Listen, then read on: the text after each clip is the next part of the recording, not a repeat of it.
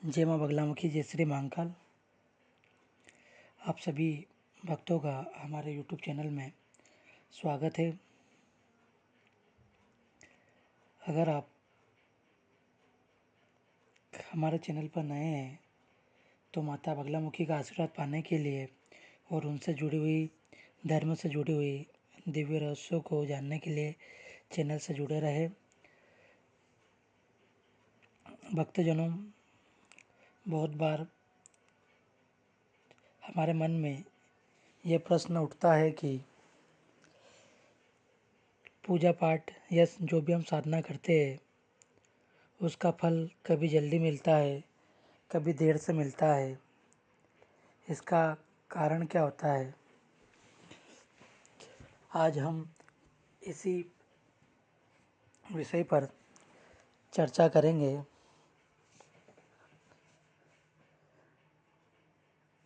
इस संसार में भक्त दो प्रकार के होते हैं।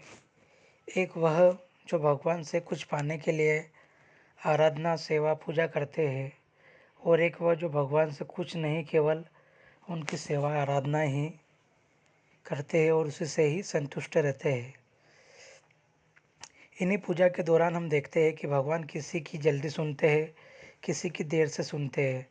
ऐसा इसलिए होता है क्योंकि इसमें कहीं ना कहीं हमारे पिछले जन्म का पुण्य जुड़ा होता है। जो मनुष्य पिछले जन्म में यज्ञ, अनुष्ठान और ईश्वर की सेवा कर चुके हैं,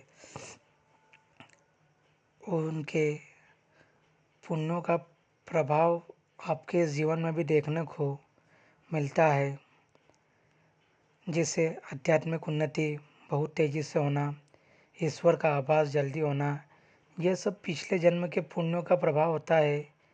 एक बड़ी ही प्राचीन पौराणिक कथा है काली माता की। आप इस कथा से ये समझ सकते हैं कि कर्मों का क्या हिसाब होता है। प्राचीन काल में एक लकड़हारा था जो जंगल की लकड़ियों को काट कर अपना घर चलाता था। एक दिन लकड़ियाँ काटते हुए बहुत देर हो गई और अंधेरा भी हो गया था। वह घर की तरफ जा ही रहा था कि उसने देखा कि एक तांत्रिक शव लेकर आ रहा है। वह व्यक्ति उस तांत्रिक को देखकर डर गया और डर कर एक वृक्ष पर चढ़ गया। उस तांत्रिक ने शव के ऊपर बैठकर काली माता की आराधना आरंभ कर दी। वह केवल एक ही बीज मंत्र क्लीम जाप कर रहा। जैसे जैसे जप कर रहा वैसे ही रात और काली हो गई। अचानक से कहीं से एक गिद्ध आया और उसे फाड़ कर खा गया और अचानक से अंतर्ध्यान हो गया। यह सब देखकर वह लकड़हारा और भी ज़्यादा डर गया। उसने हिम्मत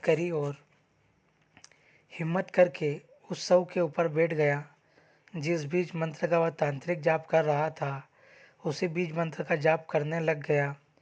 जैसे ही उसने मंत्र को 7 बार जाप किया, वैसे ही माँ काली अपने भयानक रूप में प्रकट हुई और उसी व्यक्ति से वरदान मांगने को कहा।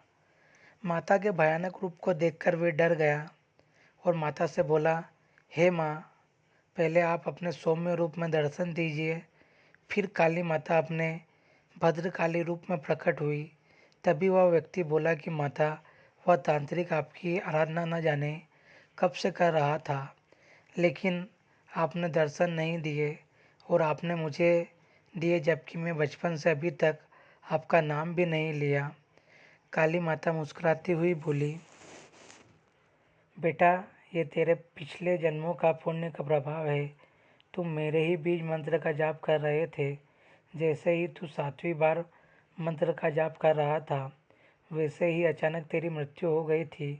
आराधना पिछले जन्म में अधूरी रह गई थी, वह आज पूरी हुई है।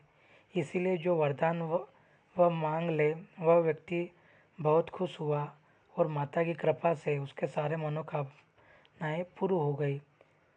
जिस मनुष्य ने पिछले जन्म में कुछ नहीं किया था उस व्यक्ति को इस जन्म में करना चाहिए ताकि वह आगे चलकर सुखी हो जाए। इसीलिए ईश्वर को दोष न देकर बिना फल की इच्छा के ईश्वर की आराधना करना चाहिए।